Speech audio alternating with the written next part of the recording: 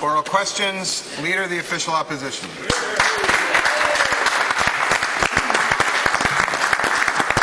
Thank you, Mr. Speaker. I'm excited about the number of classroom teachers who are starting to speak up about all aspects of our broken system. We always knew that they would hold the key to our future success, and we desperately need their help. Their intimate knowledge of the classroom experience cannot be found anywhere else. When I met with the Education Department about the 10-year plan, I found that the overall achievement levels have been articulated, but the baseline data and the targets won't be identified until 2018. What an opportunity. This opportunity is to work with the classroom teachers to establish these baselines. I believe that their involvement is critical if we are to establish realistic baselines and targets. Does the Premier agree? And if so, how will the classroom teachers be involved in this process? The Honourable Premier. Mr. Speaker, I'm surprised to have the Leader of the Opposition double down on his claims that our education systems are broken. Again, does he not recognize that using that type of language is demoralizing to our students, to teachers and educators that are working so hard across the province to deliver the best education systems possible to our youth? Monsieur le Président, je ne sais pas combien de fois qu'il faudra expliquer au chef de l'opposition, nous avons bâti nos plans d'éducation de 10 ans avec les enseignants et enseignantes, avec les éducatrices et éducateurs, avec les leaders communautaires. Monsieur le Président, nous allons continuer à travailler avec ces personnes qui sont tellement dévouées à faire en sorte que nous obtenons les résultats qu'on veut tous et toutes donner à nos jeunes. Mais pour avoir le chef de l'opposition continuellement dire que notre système et nos systèmes sont brisés, ça aide aucunement. Et j'espère qu'il va commencer à avoir un langage qui est bien plus positif envers nos systèmes, Monsieur le Président. Leader of the Official Opposition. Mr. Speaker, one thing that is abundantly clear. The only reason for a change in the early immersion is that it is a Liberal election platform. Early immersion is not being changed because it is the right thing to do at this time. It is being changed because we're going back to grade 1 early immersion was an election platform. Mr. Speaker, also an election platform was evidence-based decision-making.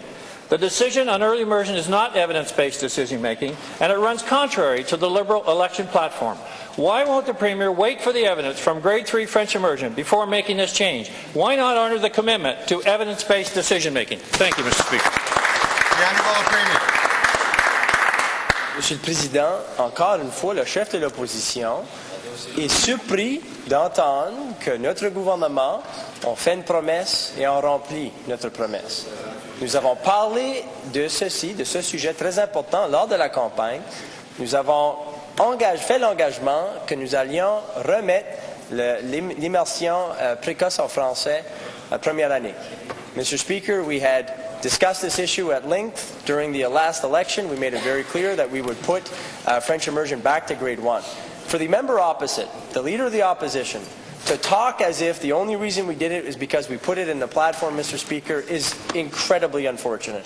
This is something that had been discussed for years. In fact, many of his colleagues were very vocal saying that it should be in grade 1. In fact, the critic of education of their current caucus said that earlier is better. Mr. Speaker, we based our decision on a report that was done in a nonpartisan, independent way, which spoke to hundreds of New Brunswickers. Leader of the Official Opposition. Mr. Speaker, Terry Sagan of the CBC News NB has hosted an expert panel discussing education this week. On that panel, Dr. Barry Miller recounted how Karen Power, one of the 2 authors of the 10-year plan, went around doing consulting for the 10-year education plan. He said when it came to immersion, to the immersion part, she wrote a piece, and her piece was this: if the government considers a change in going back to the first grade entry, be very careful. It is going to have a negative impact. Don't do it. Review this decision again. But the government just ignored that. Mr. Speaker, why was this not in the 10-year education document? Is the Premier aware of this? Is the Premier aware of what Karen Power actually wrote? The Honourable Premier. Monsieur le Président, encore une fois, nous avons été à travers d'une campagne électorale, nous avons mis très clair que nous allions remettre l'immersion précoce en français à la première année. Alors, pour que le chef de l'opposition se lève aujourd'hui et se lève, ça fait déjà quelques jours, puis qui parle comme si qu'il est surpris, qui parle qu'il ne comprend pas que ça arrive, pourquoi que ça arrive, c'est très malheureux. Mr. Speaker, I asked the member opposite, the leader of the opposition, if he has in fact read the report on the French second language training task force that was done in February of 2012 under his government. Did he read that report, Mr. Speaker? It was done by two former education ministers, one from a Liberal government, one from a Conservative government. It was an independent task force. It was done in consultation with hundreds of New Brunswickers, teachers included, parents included, and students, Mr. Speaker. Has the Leader of the Opposition read that report? Because that's what we're basing our decision on, Mr. Speaker. So has he read the report, and will he tell us what he thinks of it?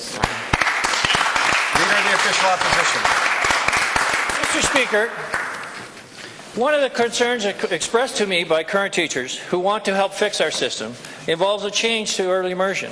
They tell me that many of our children do poorly in both languages because so much of the fundamental language, arts, math, science, and social studies curriculum gets muddied and misconstrued because the teaching of a second language can often be hard for them. They feel that efforts supporting the current French program, rather than beginning a new program in grade 1, make the most sense for our broken system. To put it simply, keeping this election promise will make matters worse. Does the Premier understand that? The Honourable Premier. Mr. Speaker, again, the member opposite is trying to use French immersion as an scapegoat to some of the challenges that we have in our education systems. It's very unfortunate, especially considering that he ran under David Alward to restore French immersion to grade 1. That was their promise, Mr. Speaker.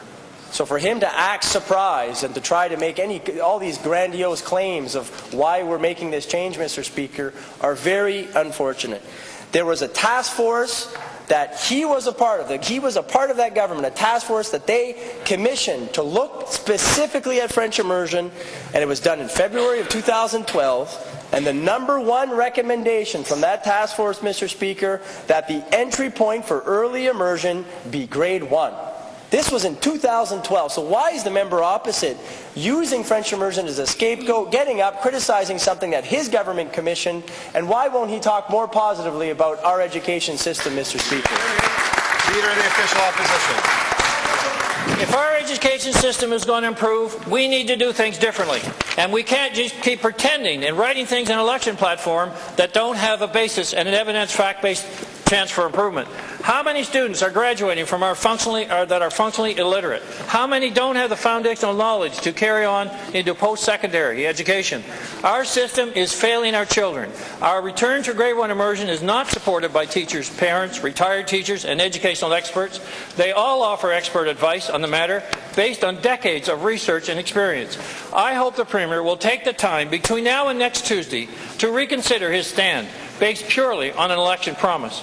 I would like to go into the long weekend on a point of agreement with the Premier. Can we at least agree that right now we are not providing our children with the education that they need and they deserve? The Honourable the Premier. Mr. Speaker, I hope the Leader of the Opposition will take the weekend to try to determine where he and his caucus want to go. First off, they say and criticize that we're doing things differently, Mr. Speaker, when it comes to education. We're giving flexibility and empowering our teachers. Then they say that's wrong, we need stability. And then now he's saying, no, it's got to be different.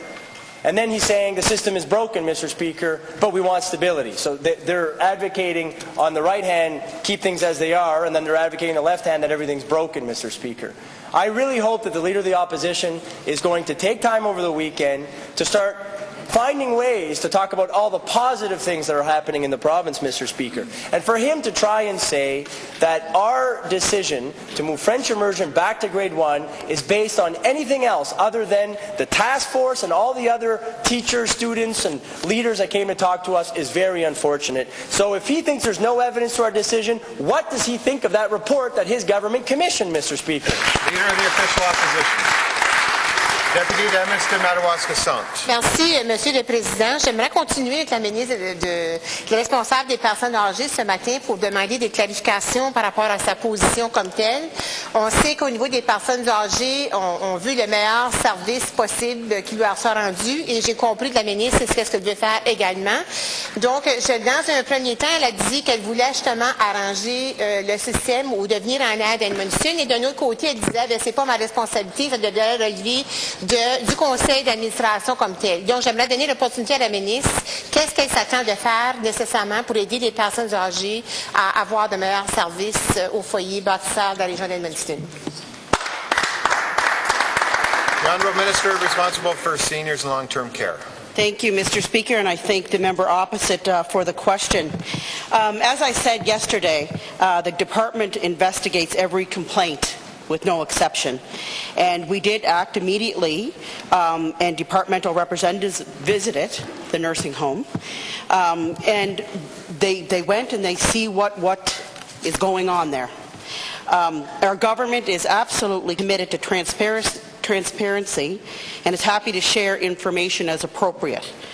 So when a complaint is received, action is taken immediately, and that's exactly what we did. And a liaison officer will investigate the basis to the complaint and to see if further action is required. But we do not, the nursing home administrator is responsible for the day-to-day. And I believe they're doing a great job there. I had the opportunity to visit with them. I've seen some great things going on in that home, and I'm very open to working with them. Prime Minister. Member, Deputy Minister Madawaska Centre. Selon ce qu'on a pu voir nécessairement pour le foyer de domaine des bâtisseurs à Edmundston, c'est quelque chose qui pourrait se produire, par exemple, dans le prochain foyer qui est en construction de la Miramichi.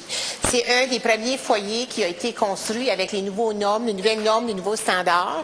Donc, le modèle de nursing home n'est plus ce qu'ils étaient dans le passé. Alors, ceci, je crois, nécessite une révision de toutes les normes et les standards du ministère pour comment on finance et comment on va avoir de membres de personnel dans ces plus gros foyers-là, dans ces plus gros édifices-là. Ma demande à la ministre, est-ce qu'elle est prête à regarder ou à revisiter tous les normes et les standards à la lueur de cette construction-là qui est plus grosse et de la prochaine qui s'en vient également au niveau de la Miramichi? Est-ce que la ministre est d'accord de revisiter les normes pour le nombre d'employés par rapport au ratio des personnes âgées? The Honourable Minister responsible for seniors and long-term care. Thank you very much, Mr. Speaker, and I appreciate the opportunity to stand again. The nursing home in Edmundston that we're talking about is actually, as I stated before, receives funding for additional full-time employees above the standard for a home of this size. So the nursing home needs to look after the day-to-day comings and going of the home, and they need to make sure that they receive funding, and they need to make sure that they have the employees in the home that are needed. And I most certainly will have a look at what's going on. And right now we do have a Council on Aging that's going to bring forth a great report. And I'm open to any suggestions that may help with nursing homes. But right now we have great things happening in our nursing homes, and we have a dedicated staff doing a wonderful job. Deputy Minister Madawaska Centre. Nécessairement, certainement à travers vous, Monsieur le Président, au niveau du conseil d'administration, au niveau de la direction, au niveau des employés, au niveau des familles, au niveau des communautés, le nombre d'employés n'est pas suffisant. Même le directeur général a fait un appel du cœur disant on a besoin de plus de mains et de bras, etc. L'ancienne ministre du Développement social, lorsqu'elle a mis son budget, elle avait mentionné qu'elle voulait même réduire, par exemple, le nombre d'infirmières dans nos foyers de soins à travers la province. Alors, on parlait ici de réduction et de réorganisation du nombre de personnel et non d'augmentation de personnel. Est-ce que la ministre suit encore la même directive que son prédécesseur, maintenant ministre des Finances? Minister responsible for seniors and long-term care. Thank you very much, Mr. Speaker. I've said I've spent the last few months visiting 22 of the 66 nursing homes in the province, and I'm committed to getting to the rest, working very hard to schedule those right now. And the information that I have gathered in these visits and these meetings will help me to contribute to the new strategy on aging that will be released in the coming weeks. I had the opportunity yesterday to speak with the nursing home administrators and their staff, and I told them how proud I am of what they're doing. And Mr. Speaker, it's no surprise that we have financial issues here in the province, but we're making sure that all nursing homes are working to standard. This nursing home was inspected in June 2016, and the department has ensured that all areas of non-compliance have been addressed, and we will continue to do that, Mr. Speaker. Member for Sussex Funday St. Martin's. Thank you, Mr. Speaker. Mr. Speaker, I think yesterday I caught the Deputy Premier off guard again. Well, I began questioning him on the massive privacy breach involving a stolen briefcase with keys, names of people, and their phone numbers. These keys and personal information belong to 600 seniors and low-income New Brunswickers. Through the access to information, we have discovered that the focus of the government was to keep this from the public and out of the media until the legislature rose this summer. And they succeeded in delaying our questions until now, Mr. Speaker. This is a very serious matter. A crime occurred, as the Minister said yesterday, and we all know that, but have the police caught the criminal? Does the Minister know that much? Thank you, Mr. Speaker. The Honourable Deputy Premier. Thank you, Mr. Speaker. No, I wasn't caught off guard. We expected these questions quite some time ago. I can tell you that the police are investigating. I don't know the outcome of the investigation this far, but I want to make sure that the blame is in the right position. Social development work very hard to help people in our province, and will continue to do so, and I'm proud of them, and I'm proud to be in that department. Here's an individual who thought he was doing better. Once the crime had occurred, we informed all the right people, all the correct people, and it took action immediately. We wanted to make sure everybody was safe, and we're continuing to do that. But I want to make sure that when crimes do happen in our province, Mr. Speaker, that unfortunate things happen to the good people. And we will continue to work hard for the good people of this province. Mr. Speaker, a crime has occurred. They do continue to occur. And I want to also mention that the police do fine work. And I'm sure if the member opposite, I will look into it, to their investigation. I don't get involved in the investigation, but I know that they do good work for the people of this province. Thank you, Mr. Speaker. Member for Sussex Funday St. Martin's. Mr. Speaker, I'm well aware of our first responders doing great work in this great province of New Brunswick, Mr. Speaker. I don't have to get a lesson on that. The massive privacy breach is concerning, and equally concerning is the government's focus on keeping it quiet. As I said, they succeeded in a one-day story and out of the media almost entirely. This is putting politics first and the province second. We must know, along with keeping this information from the public, did the government keep the information from the Privacy Commissioner? A simple question. Honesty is the best policy. Was the Privacy Commissioner informed of this massive privacy breach, involving 600 seniors and the low-income earners of New Brunswickers?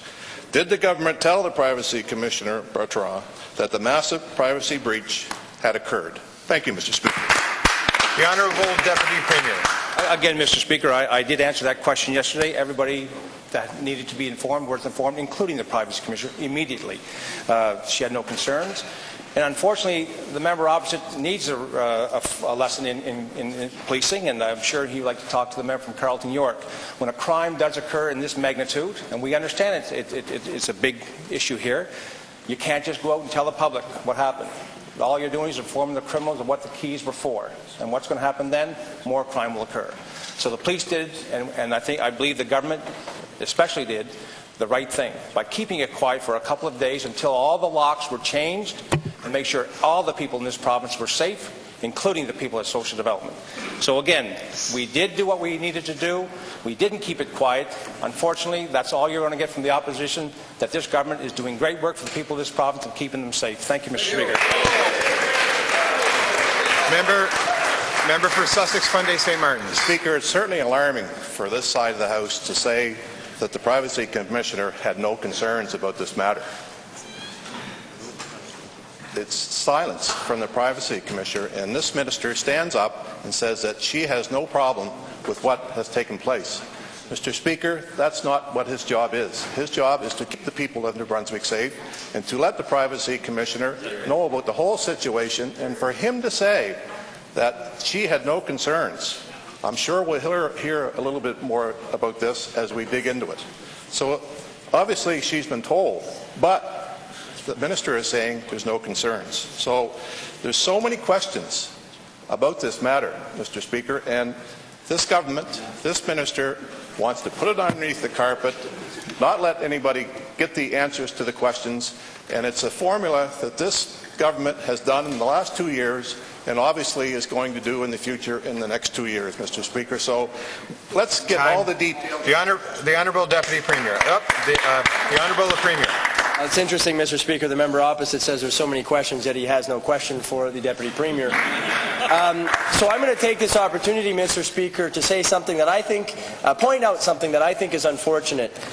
The opposition, since the Leader of the Opposition has taken his position, have done nothing but talk bad about what's happening in the province, calling things broken, Mr. Speaker, talking about focusing on challenges, some that are real and some that aren't even real, that, Mr. Speaker, they are trying to fabricate. Why are they not talking about the good things, Mr. Speaker? Yesterday, Statistics Canada revised the GDP growth numbers for 2015 across the country, and it found that New Brunswick's 1.9% growth actually was 2.3% growth.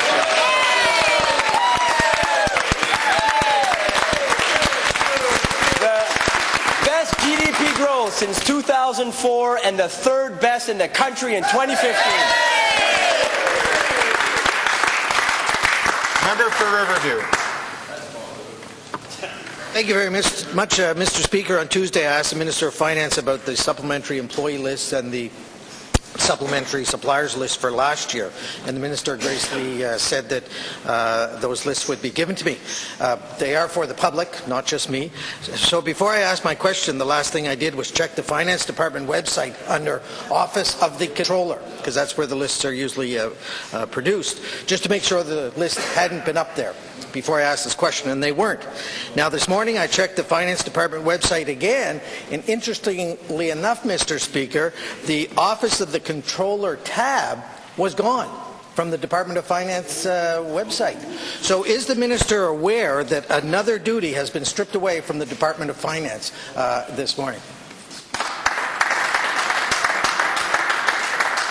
President of the Treasury Board. For the member opposite, who's been elected for many, many years, has been in government a few years, should know this list that he's referring to is public accounts.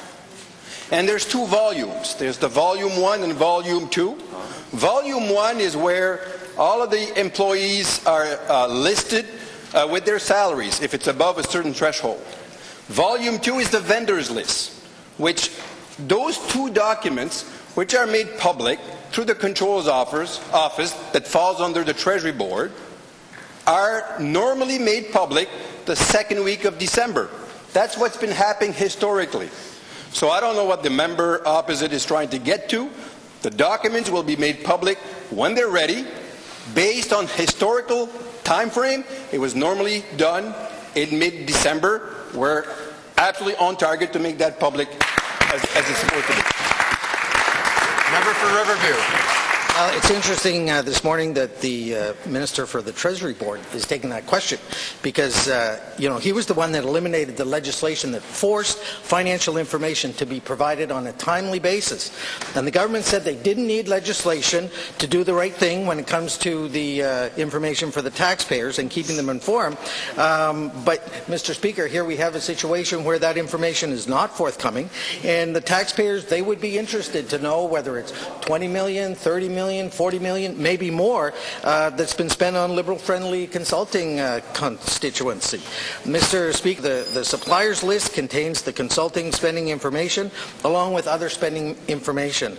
So why is the government taking so long to produce these lists? What are they hiding? Can the Minister tell us that today? Hear, hear. The Honourable President of the Treasury Board. Monsieur le Président, le gouvernement actuel ne prend pas plus de temps que normal les listes que le député en face recherche seront rendues publiques à l'intérieur des 2 livres, 2 volumes, 1 et 2, qui est les comptes publics, à l'intérieur de la période que, historiquement, sont déposés et rendus publics à la mi-décembre.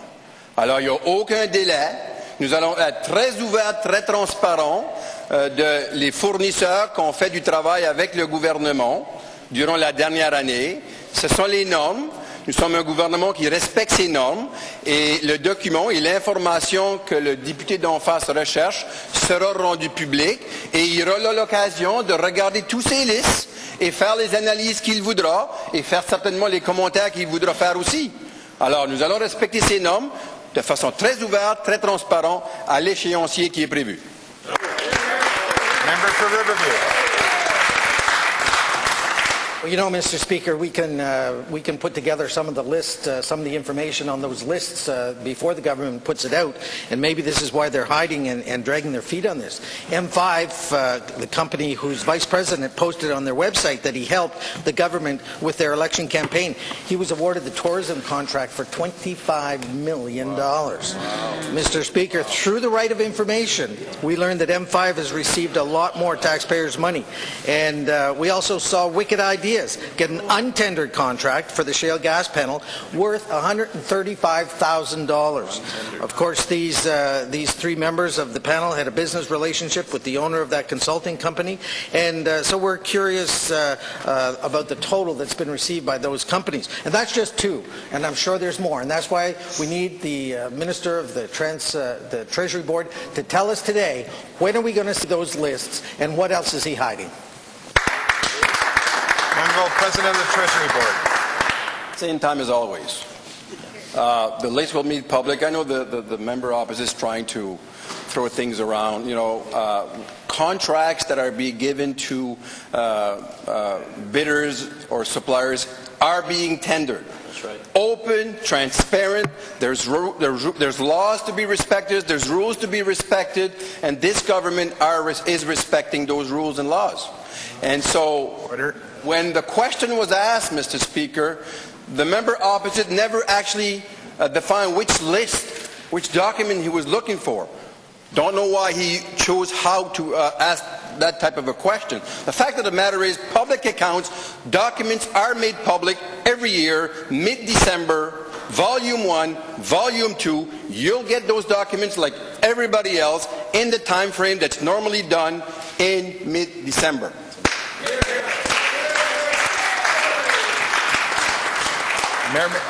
Member for Southwest Miramichi Bay David. Mr. Speaker, I would like to return to the Telegraph Journal article which states, in an interview the Premier said the dollars from a looming price on carbon won't be returned in the form of a tax cut. He says that was never the plan. Back to December 2nd, 2015, CBC reports the Premier says any carbon tax introduced in New Brunswick will be revenue neutral. Its impact offset by the government giving up tax revenue elsewhere. As it turns out, the Premier did not actually state its impact offset by the government giving up tax revenue elsewhere. That was an addition based upon what everybody in the world understands revenue neutral to be. Does the Premier get that, and would he like to offer an apology? The Honourable Minister. Monsieur le Président, il me fait plaisir de répondre à cette question parce que semble-t-il que c'est plus important la sémantique que le fond, la substance. Vous savez, on fait face à des défis très importants dans notre province, sur la planète, en ce qui concerne les changements climatiques. Notre province prend très au sérieux ces changements climatiques-là et est déterminée à renforcer son plan sur les changements climatiques. Ce qui importe donc, c'est ce qu'on va faire pour faire face à ce défi. Tout ce que trouve l'opposition à dire, c'est de parler d'un mot, d'une sémantique, et non pas de s'intéresser au fond de la question. Et je tiens à préciser qu'en tout temps, nous avons été très clairs. Et je vais l'exprimer de 2 façons. Nous avons dit d'abord qu'aucun revenu en provenance d'un mécanisme de tarification du carbone ne sera retenu par notre gouvernement. Est-ce que c'est possible d'être plus clair que ça, Monsieur le Président? Bravo, bravo. Member for Southwest Miramichi Bay David. Mr. Speaker, It's clear that the Premier has made a promise to New Brunswickers that the carbon tax would be revenue neutral. It's also clear that we're hitting our targets on carbon, and we're hitting it right out of the park, despite whatever reasons got us there. So, Mr. Speaker, what I want to say today, will the Premier get on his feet and admit to the public that there's a falsehood associated with all of this, and that he owes the public an apology for once again dipping right back into the pockets of everyday citizens of New Brunswick? The Honourable the Premier. Mr. Speaker, it's very unfortunate to see the opposition attacking the Trudeau government and their plan to step up and combat climate change, calling our education systems broken, Mr. Speaker, attacking a reputable New Brunswicker like John McLaughlin, Mr. Speaker, attacking RCMP officers, the social development workers that are making sure they do their work and they do it properly. Mr. Speaker, there are good things happening in the province, and I would urge the Leader of the Opposition to get his caucus under control and focus on some of those. Mr. Speaker, in 2015, we grew the economy by working with New Brunswickers, by working with the Trudeau government, investing in infrastructure, and investing the most we've ever seen in education. And Mr. Speaker, that gave us a growth of 2.3%, the third best in the country, and the best in New Brunswick since 2004. Compare that with the Leader of the Opposition when he was in finance. Well, Mr. Speaker, they had the cumulative retraction rate of 1.2%. There's the bad news, Mr. Speaker. But there's lots of good happening in the province.